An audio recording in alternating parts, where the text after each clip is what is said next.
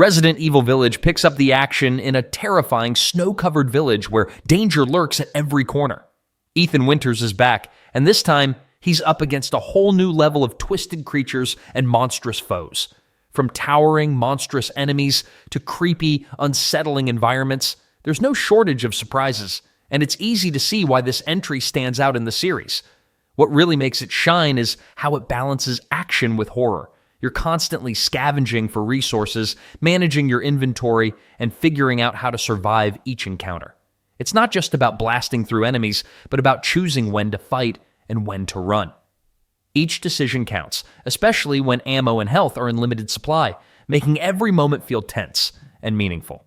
This dynamic keeps you on the edge of your seat, constantly evaluating whether to fight, flee, or conserve precious resources. One of the coolest additions is the Duke, a mysterious merchant who shows up throughout the game. He's not just there to sell you stuff, he's part of the world's strange charm. You'll find yourself stopping by to grab upgrades, weapons, and occasionally a meal. Yep, you can even cook in this game, and it's not just for fun. The buffs from meals can make a huge difference when facing tougher foes. The environments are also a big part of the fun. There's a variety of places to explore, from creepy castles to dense forests, and each location has its own vibe. Max Payne 3 is one of those games that really knows how to keep you on the edge of your seat. You're thrown into a world of intense action, where every bullet counts and every corner could be hiding something dangerous. The game's combat is smooth, satisfying, and just downright fun. You've got bullet time, that signature slow-motion mechanic that lets you dodge bullets like a total boss, all while taking out enemies with precision. It's the kind of gameplay that makes you feel like you're in a blockbuster action movie, minus the explosions. One of the coolest things about this game is how it mixes strategic cover with fast-paced combat. It's not just about running and gunning. You got to plan your moves, find cover, and pick your shots carefully. But even when you're in cover, things never slow down. You're always thinking about your next move, and it keeps you constantly engaged in the action. The dual-wielding mechanic is another great touch. Being able to fire two guns at once makes combat feel even more dynamic, and it's just plain fun to watch the bullets fly. And let's not forget the variety of weapons at your disposal. Whether you're going for the classic handgun, packing some serious heat with a shotgun, or trying your luck with an assault rifle, there's a weapon for every playstyle. Each weapon feels unique, and you get the satisfaction of feeling like a one-person army as you switch between them mid-fight. The game isn't just about the firefights, though. The levels are well-designed and push you to think about how to approach each situation. The Last of Us Part 2 is one of those games that really sticks with you. It doesn't just ask you to play, it asks you to think, to feel, and to reflect. If you're in the mood for something that doesn't just let you breeze through, but instead challenges you on every level, then this game hits the mark in a big way. The gameplay itself is a nice evolution from the first game with all the gritty combat you loved, plus new tricks up its sleeve. It's a mix of stealth, strategy, and full-on action, with a real emphasis on survival. The world is still as dangerous as ever, and whether you're fighting humans or the infected, you need to be quick on your feet. The combat feels tighter, and the addition of new weapons and tools just adds more layers to how you approach each situation. Exploring the world feels different this time around. There's this beautiful balance of open areas and close quarters, and while you're always on the lookout for resources, you're also encouraged to take in your surroundings. It's one of those games where you don't mind taking your time to look around because you know there's always something hidden or some detail that just makes the world feel more alive.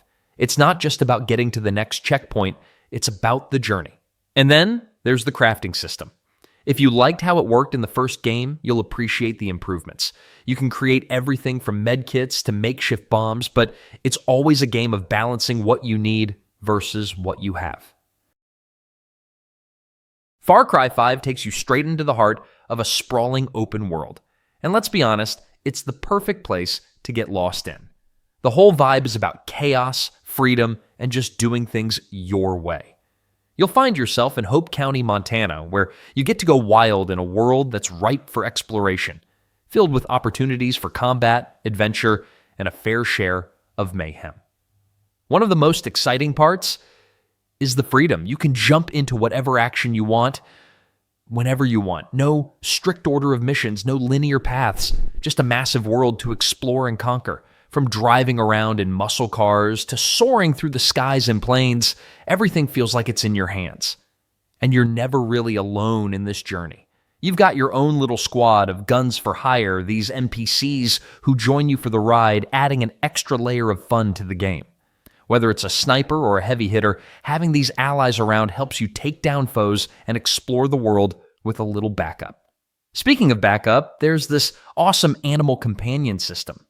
Forget just being human in this world. You can recruit animals like Boomer, a loyal dog, or even Cheeseburger the bear. They're not just cute sidekicks either. They're tough, and they help in combat. It's like your own personal zoo that gets the job done. Who wouldn't want a bear charging into battle, right? The gameplay itself keeps things fresh. Bioshock. This game isn't just about shooting stuff, though don't worry, there's plenty of that. It's about diving into a world that feels both alive and decayed at the same time.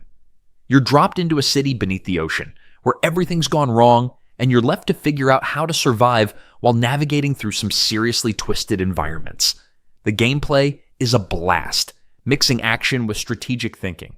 You've got your weapons, of course, but then you also have these plasmids, think of them like superpowers, that add a whole new layer to how you handle situations.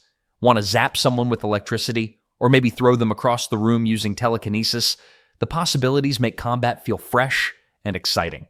What really stands out is how you can get creative with these abilities, combining them with your guns or the environment around you to make each encounter feel like a puzzle. And it's not just about action. The world you're exploring is packed with little stories and mysteries that keep you hooked. You'll come across audio logs, abandoned rooms, and bits of history that really flesh out the city's downfall. It's a game that invites you to explore, not just for loot, but to unravel the pieces of what's left behind. Plus, those moments when you find something new, they hit differently, like discovering a hidden treasure in a place that's falling apart at the seams.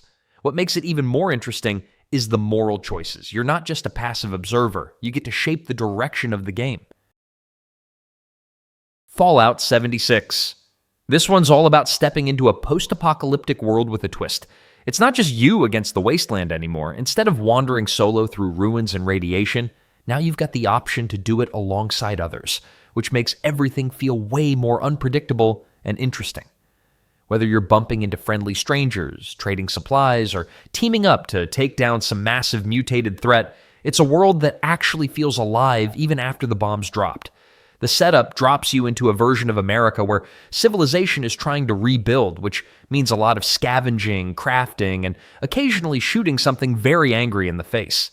There's always something weird or unexpected going on, and the game isn't shy about throwing bizarre creatures, wild factions, and strange tech at you. It's the kind of setting that makes wandering off the path genuinely rewarding, because who knows what kind of twisted bunker or haunted amusement park you'll stumble into next. The crafting and base building systems give you a ton of freedom. You can whip up your own little safe zone out in the wild, deck it out however you like, and turn it into a cozy home between your adventures. There's something pretty satisfying about returning to your hand-built shelter after getting into all kinds of chaos out in the world. And with regular updates and events, there's always a reason to check in. The developers have been adding new features, quest lines, characters, and seasonal stuff to keep things fresh. Like a Dragon Infinite Wealth brings a refreshing twist to the franchise, giving us a bigger, bolder world to dive into. Right from the start, it's clear this game knows how to balance humor and heart, keeping things light while packing plenty of emotional punches. Whether you're a longtime fan or new to the series, there's so much to love about this latest adventure. First up, let's talk about the dual protagonist setup. The game gives us Ichiban Kasuga and Kazuma Kiryu, two iconic characters with their own unique styles, but their paths cross in such a way that it feels like a natural, rewarding experience. You get to explore the dynamics between them, and even if you're jumping in fresh, there's plenty to catch on to. The whole idea of having two characters with such different backgrounds and personalities is a fantastic way to give players a little variety in how they approach things. The combat system is a blast. If you've played the previous titles, you'll recognize the turn-based RPG combat, but it's got some seriously cool additions that make it feel fresh. The ability to mix things up with different job classes, plus the added twist of real-time brawling with Kiryu, adds so much versatility. It keeps battles exciting, and each encounter feels like it's a chance to show off your best skills. And of course, there's no shortage of side activities to keep you busy. The game has a ton of mini-games and optional content that range from managing a resort in Hawaii to taming quirky creatures. Final Fantasy XV. From the get-go, it's clear this game isn't messing around. It's all about exploration, combat, and making memories with your squad. And by squad, I mean Noctis and his 3 buddies, who aren't just companions, but feel like real friends by the time you hit that final chapter. The game's got that road trip vibe where you're not just fighting monsters and ticking off quests, but just hanging out with your crew, swapping stories, and getting into some fun side activities. The world is huge, like massive. You can jump in your car, the regalia, and just drive around for ages, exploring new places, fighting giant beasts, and soaking in the vibe of this totally immersive world. What's cool is that it doesn't just throw a bunch of stuff at you. Everything in the game feels connected, and each new area brings something fresh. You've got bustling cities, mysterious forests, deserts, you name it. And with the car, you're cruising, but also stopping to fish, cook, or just kick back for a while, adding these really chill moments to balance out the action. Then there's the combat, which is seriously fun. No more turn-based stuff here. This is all real-time action where you're bouncing around, dodging attacks, and pulling off these super stylish moves with your weapons. It keeps you on your toes, and honestly, it feels pretty satisfying to chain those attacks together. The magic system adds a nice touch too, letting you mix up your strategy on the fly. Mafia 3. There's just something really cool about games that let you build your own criminal empire one block at a time. You start at the bottom, rough around the edges, and slowly climb your way up by taking over neighborhoods, running operations, and knocking some serious weight off your enemy's confidence. It's the kind of setup that makes every small victory feel like you're stacking up towards something way bigger. The way the city is laid out makes every district feel like it has its own little personality. From the rundown corners to the fancy parts of town, every area gives off a vibe, and the way the game lets you flip them under your control is super satisfying. One by one, you'll pull the rug out from under your enemies and hand those districts over to your lieutenants, who all bring something different to the table. There's plenty of fun to be had just cruising around, messing with the local gangs, and stirring up chaos. Whether you're creeping through alleyways, trying to outsmart the bad guys, or going in guns blazing, both styles deliver their own kind of fun. The game doesn't force one way over the other, which makes switching things up feel natural depending on the mood. Driving around the city is another part that sneaks up on you. The handling feels old school in a good way, with cars that slide around corners and beg you to push the pedal harder. You might end up chasing down enemies, running from trouble, or just enjoying the city's layout while plotting your next move. Sniper Elite 5. This one is all about patience, precision, and planning your next move like a chess master with a scoped rifle. There's something oddly satisfying about sneaking your way through enemy lines, finding the perfect vantage point, and pulling off a shot that feels like the culmination of a well-executed plan. Every mission becomes a sandbox of opportunity, giving you the freedom to play it loud or stay in the shadows. The game leans into its tactical stealth roots, rewarding those who take their time and think a few steps ahead. It's not just about pulling the trigger, it's about when and where you do it. Environments are open and layered with hidden paths, vantage points, and creative ways to approach your objectives. The flexibility in how things can unfold is part of the charm, and there's a real thrill in knowing that you shaped how a mission played out. What really stands out is how much variety exists in moment-to-moment gameplay. You're not just stuck with a sniper rifle. You've got gadgets, traps, and customizable gear to suit however you like to handle things. And if the idea of playing solo doesn't quite hit the mark, there's full co-op support, so you and a buddy can tackle missions together. There's even a mode where another player can jump into your game as an enemy sniper, which adds a whole new layer of cat and mouse tension. Combat feels weighty, but never clunky. Senua's Saga Hellblade 2 takes you on a wild ride through a world that feels as intense as it is immersive. It's not just a game, it's a journey that will have you on the edge of your seat, whether you're out battling fierce enemies or just soaking in the atmosphere. It doesn't just let you play. it pulls you right in. This one really stands out in the action genre with its unique blend of exploration, intense combat, and deep emotional storytelling. The combat system is brutal, yet satisfying. It's all about that fluid, in-your-face action that keeps you hooked from the first swing. You'll find yourself getting lost in the flow of it, feeling like you're in the middle of something epic no matter the situation. Each encounter can go from tense to explosive in a heartbeat, and there's something thrilling about mastering the moves and chaining attacks together. But what's more exciting is the game's commitment to making you think, not just react. There's a lot more to it than smashing buttons. Puzzle solving is key, and it feels rewarding to get into the rhythm of figuring things out. The challenges make you feel like you're truly a part of the world, especially when the stakes are high. It's that perfect balance of action and brain power that keeps you engaged without feeling overwhelmed.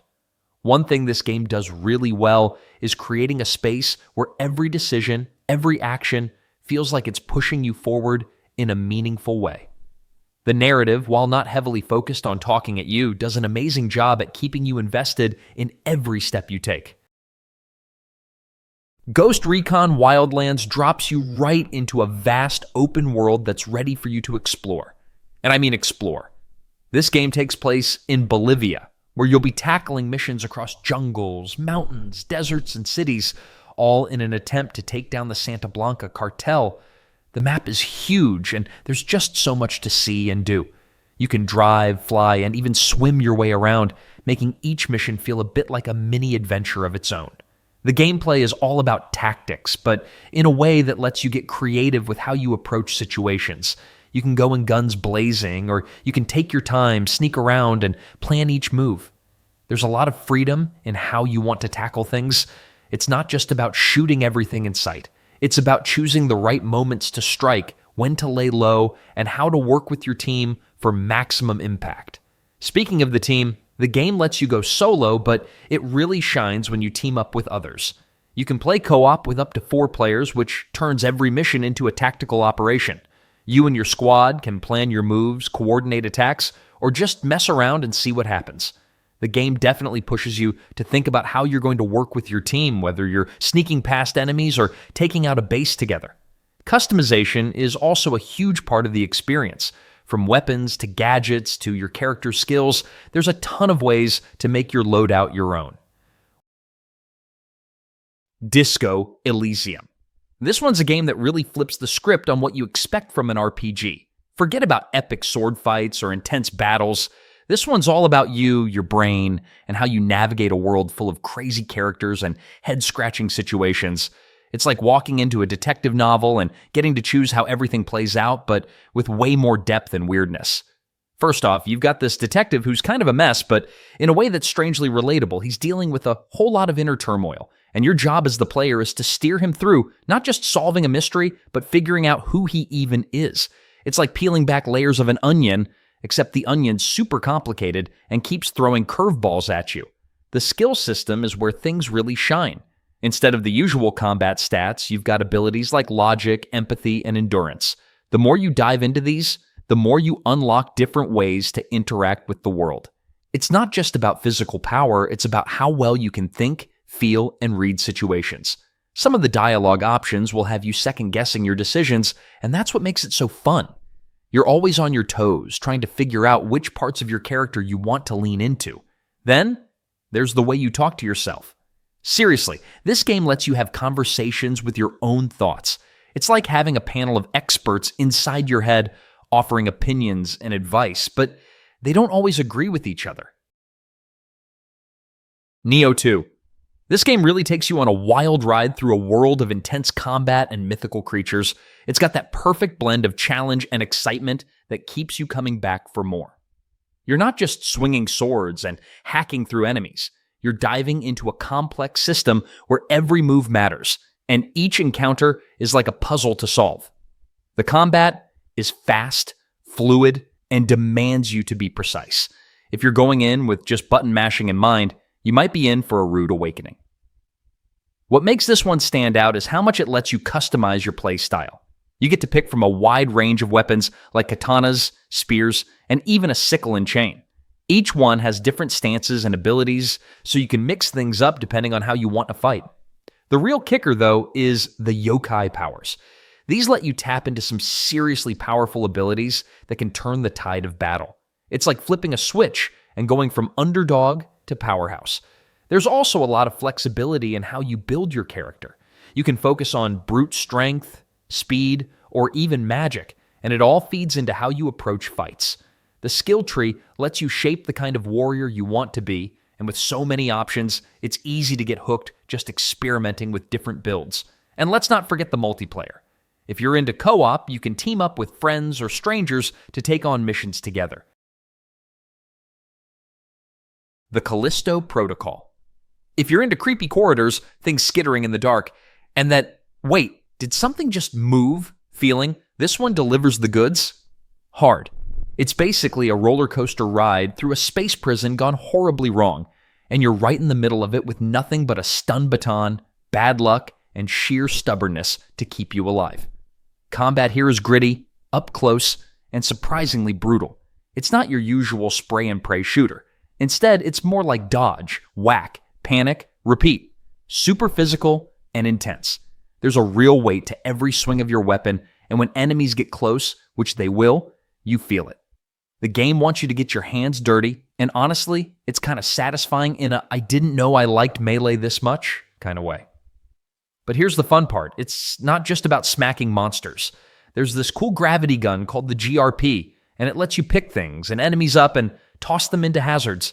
Picture grabbing a mutated space inmate and hurling them into spinning machinery. It never gets old. It turns the environment into a playground of very unsafe ideas, and that's part of what makes it fun. There's a nice mix of tense exploration, crafting, and oh no moments, but it never tips into overwhelming territory. It respects the fact that you might need to breathe between heart-pounding encounters before throwing another nightmare your way. Returnal. This one's got that perfect mix of chaos and control where every move feels tight and every second could be your last if you're not dialed in. It throws you into the deep end with this intense loop-based gameplay where dying isn't the end, it's the whole point. Every run feels fresh thanks to how the world shifts around, so you're never quite walking into the same fight twice. That alone keeps the tension high and the action even higher. What really stands out is how the whole loop system feeds into the combat. There's this high-stakes rhythm to it, like a dance where one misstep can send you back, but mastering that flow is so satisfying. So weapons don't just drop, they evolve, traits level up, perks stack, and before long, you're locked into this adrenaline-fueled flow where dodging, blasting, and adapting become second nature. There's also this neat little edge to the upgrades. Not everything carries over, but the stuff that does gives just enough of a boost to keep you from feeling stuck. It strikes a cool balance between punishing and rewarding. And then there's that adrenaline system. Stay sharp and don't get hit, and you're rewarded with temporary buffs that make you feel like a powerhouse. Take one hit and boom, all gone. Brutal, but it keeps you on your toes. Even better, co-op is in the mix now, so if solo runs start feeling a little too intense, bringing in another player can shake things up in a really fun way. Manor Lords. This one really leans into that medieval fantasy of building up your own peaceful little village until things start to get complicated.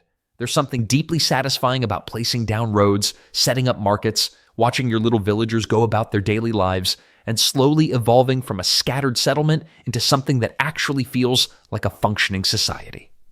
Everything flows with this natural rhythm where each choice nudges your economy, your expansion, and even your military forward. It's not just about throwing down buildings and calling it a day. Every resource matters. Timber, food, tools, all of it needs to be managed with some thought. There's a real sense of progression, like every tiny step leads towards something bigger, and watching that growth unfold is half the joy. And the layout freedom is a huge bonus. You're not locked into grids or strict placement rules. Everything feels organic, like shaping a real landscape rather than playing on a board. And then, when combat comes into play, it's a totally different beast. This isn't about flashy power moves or over-the-top action. It's grounded and strategic. Positioning matters, formations matter, and charging headfirst without thinking usually ends in disaster. You actually need to stop and think things through, which makes every battle feel earned, rather than just triggered. What's really fun is how this all comes together. Outward. This game throws out the usual fantasy formula and hands you something a lot more grounded. You don't play some chosen one or unstoppable warrior. You're just you. A regular person trying to stay alive, pay off a debt, and not get eaten by a hyena. And that's what makes it so cool. Every step feels earned. Every success feels like a little triumph. There's a survival twist to everything. It's not just about swinging swords and casting spells. It's also about managing hunger, thirst, exhaustion, and the occasional nasty weather that decides to roll in and ruin your day. Sleeping in a cave while keeping an ear out for trouble becomes a normal part of life. And honestly, that's part of the fun. The combat is slow and deliberate, nothing flashy or overly fast-paced, but once you get into the rhythm of it, there's something super satisfying about learning enemy patterns, dodging at the right moment, and landing that perfect hit. And when it comes to magic, it's not just about pushing a button and watching stuff explode. There's a whole system built around setting things up, combining elements, and learning the ropes through practice. It's all about preparation and creativity. Exploration hits differently too. No fast travel, no big glowing arrows telling you where to go. It's just you, a map, and a whole lot of guessing. Getting lost is part of the journey, and when you finally stumble across something unexpected, it feels like a real discovery. Avatar: Frontiers of Pandora. Now this one's all about jumping headfirst into an alien world and just getting lost in it. There's this wild sense of freedom right from the get-go. Like you're not being dragged along a straight path, but instead being told, hey, go explore, run wild, see what's out there. That kind of freedom is rare, and it's such a refreshing feeling when a game just lets you be. Everything in the world feels alive and interactive. You're not just moving through a space, you're part of it. Whether it's sliding down muddy hills, sprinting through thick brush, or leaping from one towering tree to another, the movement alone is just ridiculously satisfying. And when it clicks, when you're zipping through the wild like it's second nature, it's hard not to grin. Combat really mixes things up in a good way. There's a solid blend of up-close and long-range options, and switching between sleek handcrafted weapons and more high-powered gear feels smooth and punchy. It doesn't force you into one playstyle either. Want to be sneaky and pick your moment? Cool. Want to come in swinging and shaking the whole place up? Go for it. It rewards creativity and lets you go wild. One of the cooler little touches is how the game handles things like hunting and gathering. It actually pays off to be careful and intentional. There's a clear respect for the environment baked into the way the systems work. Mirror's Edge Catalyst is one of those games that really grabs your attention with its unique blend of parkour and futuristic city vibes. From the moment you start running, you're hit with a sense of freedom that's pretty rare in games. The whole idea is about zipping around the rooftops, hopping over obstacles, and just feeling that fluid momentum as you go. It's the kind of game that makes you feel like you're actually flying, even when you're on foot. The gameplay is all about speed and precision, so there's this constant flow when you're playing. It's like solving a puzzle, but instead of blocks, you're moving with your own body, figuring out how to chain jumps, slides, and wall runs together in perfect harmony. There's no need to worry about complex button combos either. It's all about rhythm, and once you get the hang of it, you'll be gliding across the city like a pro. One of the cool things here is the open world design, which really lets you explore. The city is packed with little side activities that make it feel alive, like time trials and deliveries, so there's always something to do outside of the main missions. It's a nice way to break up the action and challenge yourself while taking in the sights. Sure, some people felt the open world design slowed things down, but if you're the kind of person who loves finding all the hidden gems in a game world, there's plenty to keep you busy. Combat is another piece of the puzzle. It's fast, it's fluid, and it's built around using your environment to your advantage.